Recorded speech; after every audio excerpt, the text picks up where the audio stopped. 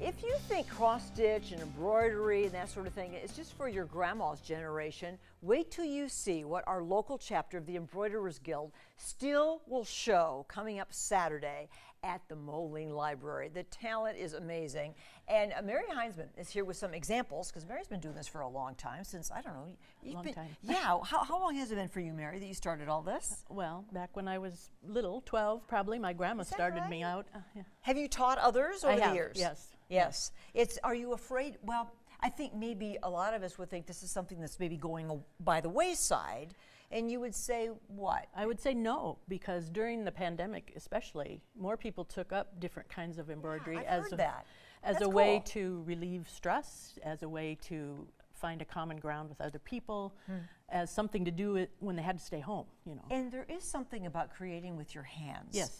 That is a stress relief. Very satisfying. Yes, and therapeutic. Yes. So let's look at some of these things. Sure. That you make. Everything from, I'm going to start with this bag. Sure. Because I think this, first of all, this purse is beautiful, but this part in the middle is what? That's needlepoint. That is needlepoint. Now, the nice thing about that is you can take that out and put a different needlepoint in. You can interchange that. Change it with the seasons if you want to do that. Where does this bag come from?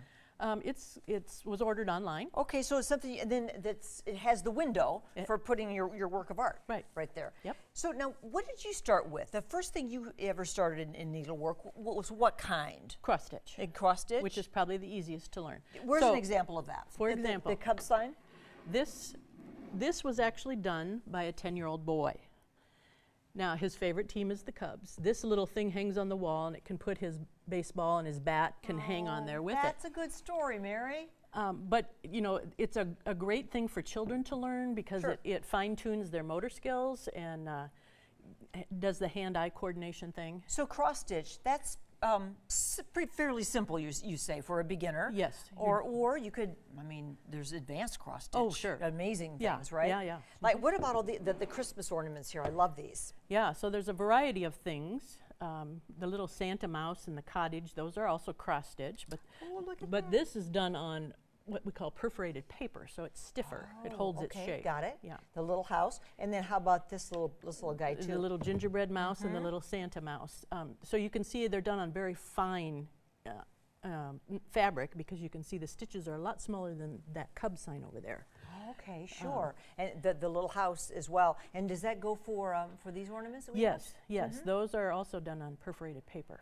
So at the library on the weekend, then are you going to have displays of all different kinds of things? Yes, including like this box. So this is a jewelry box. It's done with silk and metal thread, and it's needlepoint, and you can see you can just open and you can keep your jewelry in there. But it gives you, you can use needlepoint or cross stitch for a variety of things. It's not just as a picture to hang on the wall. Okay, sure. I mean, it's functional, as we can see, and in 3D even. Like, I guess we didn't talk about the little pillow here, but that can be a little ornament that could hang up year round, because it's could be on your tree, but it's not just Christmas themed. Sure.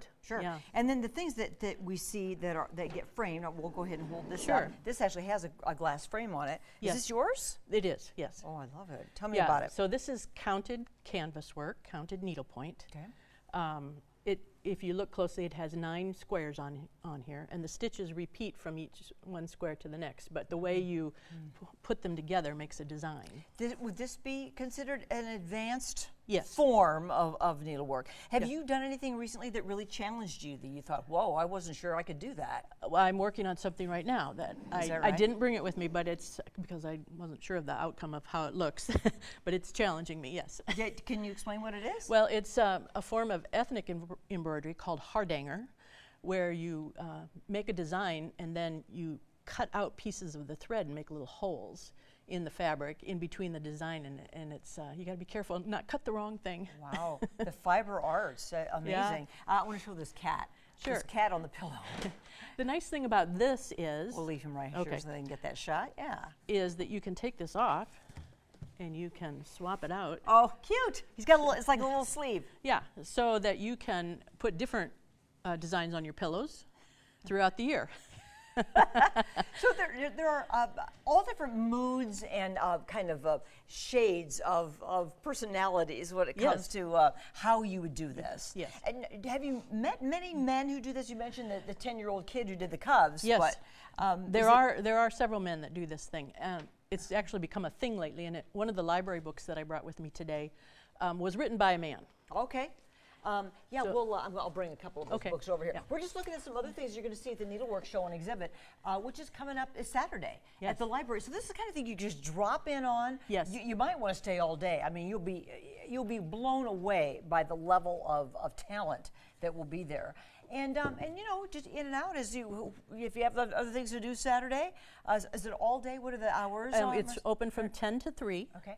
Okay. Right inside the front door of the Moline Public Library. It's free. You can come and go. You can come back again if you want to. And so these are examples of books you can get from the library and learn how to do really any of this. Yeah. So this one was written by a man. Oh, there's the guy. There's the guy on the back.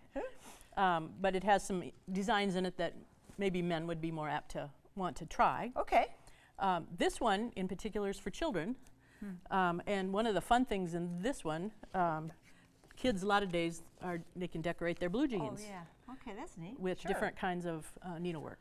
Well, yeah. So it's wearable art. Wearable, and it is. And then, you know, real quick, I know we're ready to wrap, but there's this little kit that we have as well, and we just want to let you know about the Needlework Show and Exhibit this Saturday, 10 to 3, Moline Library. Are we paying anything for this? No, it's free. Just walk in. Just walk in. Walk in and be delighted if you would. Yes. And I told Mary if we had time, I would try a little of this, and I just can't believe we ran out of time. I don't know. Darn. How did that happen? No, really. I really was going to try to do this. This is part of a kit, and the pictures on the inside.